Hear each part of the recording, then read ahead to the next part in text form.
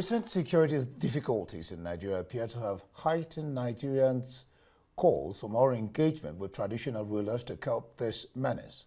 The coordinator and team leader of the Leadership Symposium in Abuja emphasized that the government must collaborate with traditional leaders on national issues and conflicts that could escalate into larger crises in the future.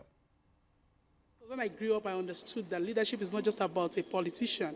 If you are in a group, there must be a leader. If you have a family, there must be a leader. If you are in a school, there must be a leader. So we should all understand what the detail and the momentum of leadership, quality leadership. And think that's why we're having this discourse. And also, we should restore the real to our forefathers, to our kings. That's why we call it Kingship and Leadership Summit. We have a lot to unlock. We are going to the grassroots. Things must be fixed. We must fix people's mind. The youth must work. They said we are lazy. We must prove to them we are not lazy, but not by ranting on social media. We having things like this. We need a discourse. We building leaders. We building models. And I tell you, the problem is that we are not taught leadership in school. We should learn to know that leadership is not just an office, but an acceptance of responsibility. And leaders eat last. But our leaders are not just eating first. They are taking what belongs to millions of you. Insecurity is everybody's business. Because even it all started from your personal house.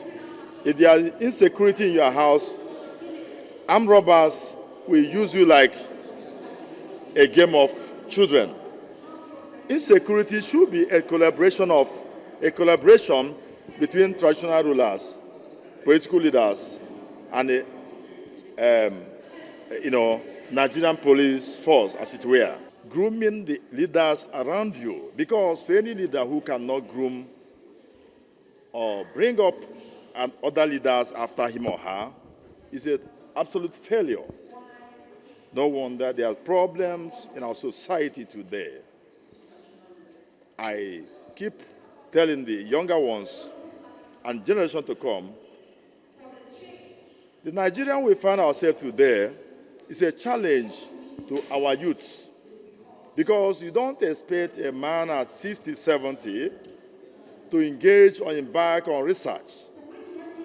It is left for the younger ones. Let's begin to build a critical mass of people and begin to share leadership competencies with them. It has to be an investment.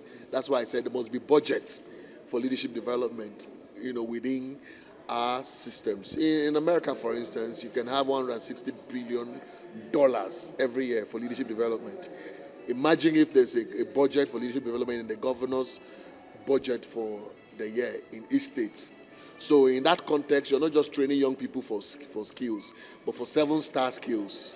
You are training young people for 7-star attitude. You're training young people for 7-star business ideals. You're training young people for 7-star leadership competences and principles. I mean, that's the future of this country. If we don't do that, then we will throw up human beings who occupy public positions, but will have deficits of leadership capital, and then nothing will change. It's high time, because this generation also needs to understand the impact the leadership, that is the traditional leadership, usually have in our country as a nation. We both have a fantastic and almost the same kind of understanding about what leadership is, because leadership is beyond just being in position and giving instructions. It's more about leading with some kind of empathy, understanding, and carrying everybody along.